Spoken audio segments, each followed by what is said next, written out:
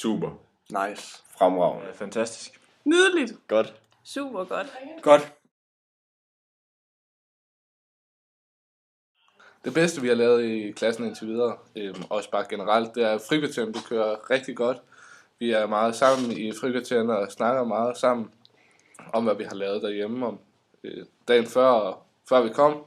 Men vi har også været på introtur sammen, hvor vi blev rigtig godt rustet sammen i starten af året, som gør måske, at vi har det så godt nu.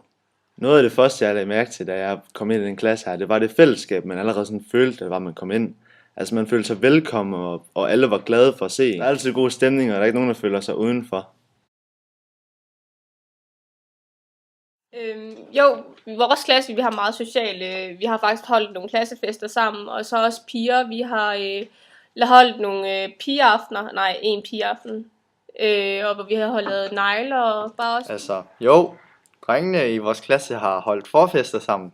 For eksempel hjemme ved Oliver og hjemme ved Karl, før festerne på skolen. Vi har sådan nogle markerskabsgrupper, hvor vi får dem skiftet hver 3. uge.